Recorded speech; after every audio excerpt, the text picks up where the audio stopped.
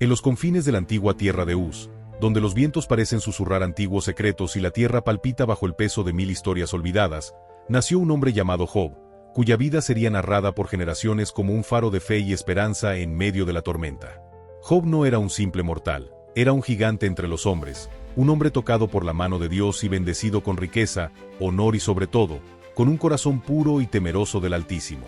Sus dominios parecían infinitos. Montones de ganado bordeaban sus fértiles praderas, extensos rebaños equipados con vigorosos carneros y orgullosos toros que relucían bajo el sol como joyas vivas. Sus campos producían en abundancia, los criados laboraban con lealtad y diligencia, y sus hijos e hijas, 10 en número, reían en la casa paterna, iluminando cada rincón con su alegría vibrante. El nombre de Job era pronunciado con respeto y admiración, pues en cada ciudad y aldea sus virtudes eran un ejemplo de rectitud inquebrantable y justicia divina. Cada día, Job se levantaba antes del alba para ofrecer sacrificios puros en el altar de Dios, buscando interceder por su familia y por sí mismo, en una relación directa y sagrada con su Creador.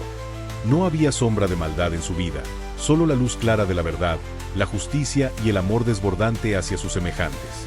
Pero en los cielos, lejos de la vista humana, un consejo celestial se reunía en silencio solemne. Los hijos de Dios presentaron sus voces ante el trono, pero una figura oscura entre ellos, llamada Satanás, el acusador eterno, no podía aceptar tal perfección. Con voz venenosa desafió: ¿Teme Job a Dios sin motivo? ¿No le has protegido a él, a su familia y a todas sus posesiones? Quita todo y verás cómo reniega y maldice. Jehová, majestuosamente justo, aceptó la prueba, permitiendo que Satanás quitara todo lo que poseía Job, con la única condición de respetar la vida del justo siervo. Así, la gloria que Job abrazaba se convirtió en el preludio de la más profunda de las pruebas, una batalla que traspasaría el tiempo y el espacio para hablar a cada corazón humano.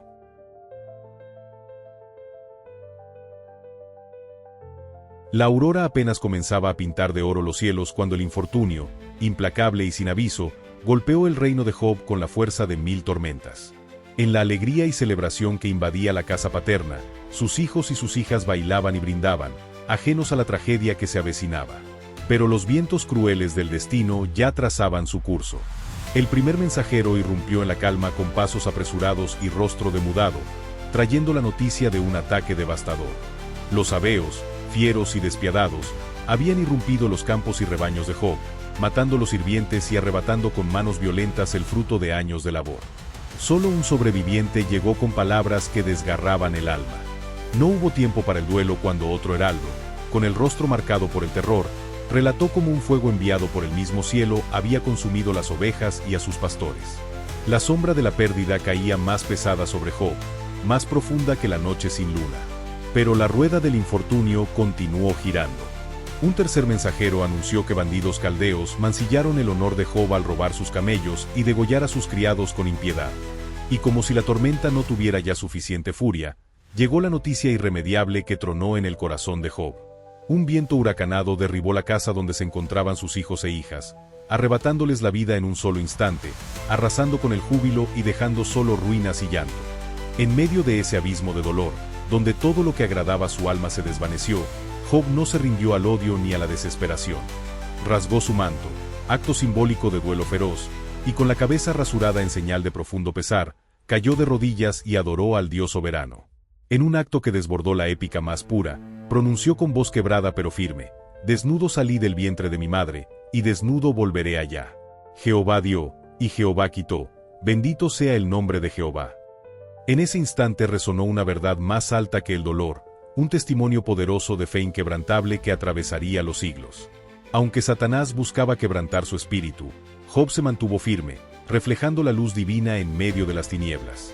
Pero la prueba no terminó ahí.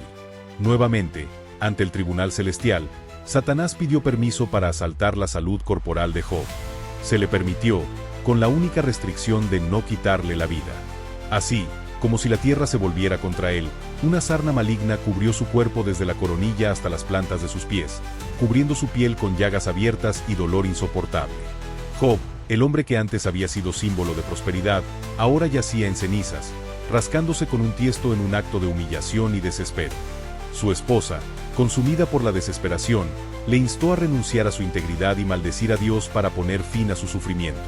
Pero Job replicó con una fuerza heroica: recibiremos de Dios el bien, y el mal no lo recibiremos.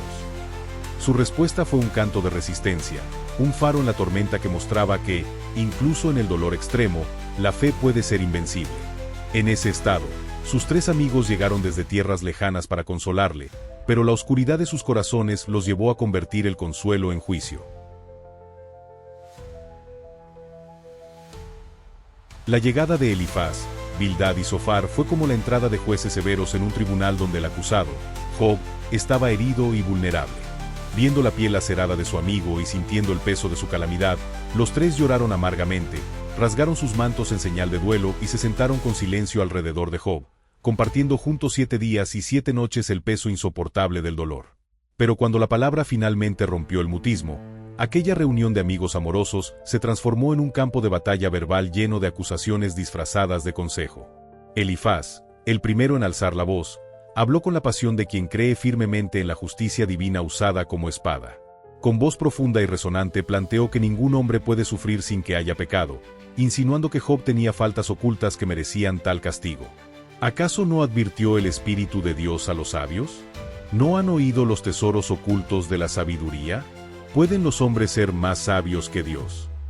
Inflexible, le urgió a buscar el arrepentimiento para restaurar la gracia perdida. Bildad, el segundo amigo en hablar, fue despiadadamente austero, como la roca indiferente que no cede ante la súplica. ¿Hasta cuándo hablarás estas palabras? ¿Por qué atenazas tu alma con palabras vacías? Dios no torcerá la justicia. Si tus hijos murieron, fue porque merecieron su destino. Sus palabras resonaron como golpes secos contra la confianza de Job, exigiendo una aceptación de culpa que él no reconocía. Zofar, el más vehemente y cortante, cerró el círculo de acusaciones con una furia que pareció querer agujerear el mismo corazón de Job. Lo instó a arrepentirse cuanto antes, advirtiendo que apenas recibía el castigo justo, y que si no confesaba su error, sufriría consecuencias aún más terribles. ¿Por qué no callas? ¿Por qué no te humillas ante Dios para que te perdone? Contempla la oscuridad que te espera si sigues en tu orgullo. Pero Job, herido y agotado, mantuvo firme su inocencia con una valentía que desafía los siglos. He defendido mi camino y soy inocente. Mi conciencia no me reprocha. ¿Por qué me atribuyen pecado quienes no ven mi verdad? ¿Acaso puedo ocultar el mal en mi corazón cuando mi alma clama justicia? Con voz cargada de dolor y desafío, reclamó a Dios una explicación justa. Aunque atravesaba el abismo más oscuro, no renegaba del Altísimo, sino que buscaba comprender el enigma del sufrimiento y la justicia divina. Las palabras de Job eran memorables, cargadas de imágenes que evocaban la desolación y el conflicto interno. Maldijo la noche de su nacimiento, anheló el descanso de la muerte y clamó por un juez celestial que desatara el nudo del misterio que oprimía su espíritu. Sin embargo, en sus quejas más profundas, jamás perdió la esperanza ni la reverencia. En medio de este tenso intercambio, apareció Eliú, un joven de espíritu ferviente, que acusó a los amigos de Job de falta de sabiduría y defendió la disciplina divina como un acto de enseñanza. El sufrimiento no es siempre castigo, puede ser una forja que purifica el alma y acerca al hombre a Dios.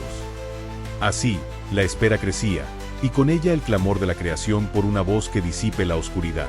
El silencio que siguió a las palabras intensas de Job fue finalmente roto por una voz que todo lo atraviesa, que trasciende el tiempo y el espacio, una voz que nace del torbellino mismo. Era la voz de Dios, poderosa y majestuosa, que vino a confrontar el corazón humano con la inmensidad del cosmos. ¿Dónde estabas tú cuando yo fundaba la tierra? ¿Quién puso los fundamentos del mar y los sostuvo con sus puertas? Retumbó el Señor en un discurso sublime que dejó perplejo al mismo Job. Jehová no le contestó con razones terrenales ni explicaciones simples, sino que le enseñó la vastedad insondable de su sabiduría, revelando los misterios del universo, la creación del sol, las constelaciones, los animales salvajes, la fuerza de la tormenta y el delicado orden de la naturaleza. En cada pregunta, Job sentía la pequeñez sublime de su entendimiento frente al infinito. Con humildad y reverencia, Job respondió, abatido pero iluminado: he hablado de lo que no entendía, cosas demasiado maravillosas para mí, que yo no sabía. Me retracto y me arrepiento en polvo y cenizas. Su corazón se quebró, pero también renació como llama resplandeciente de fe.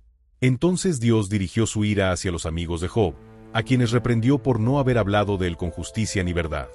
Ordenó que ofrecieran sacrificios y que Job orara por ellos, pues él solo tenía la gracia para mediar y traer reconciliación divina. La misericordia y el favor de Jehová pronto se manifestaron en la vida de Job. El Señor restauró su fortuna, dando el doble de lo que había perdido. Sus tierras se llenaron nuevamente de ganado, sus siervos renovaron su lealtad, y la alegría volvió a su hogar con la llegada de nuevos hijos e hijas, más bendecidos y hermosos que los primeros. Job vivió muchos años más, viendo a sus descendientes crecer y prosperar, y fue hombre de abundante y prolongada felicidad. Así se cierra la saga sublime de Job, un héroe de la fe que atravesó el abismo de la desesperación para emerger en la gloria de la restauración divina. Su historia nos recuerda que, en medio del más oscuro sufrimiento, la esperanza y la fidelidad pueden prevalecer y que el misterio de la vida y el dolor siempre queda bajo el dominio soberano de Dios, cuyo amor y justicia son eternos y perfectos.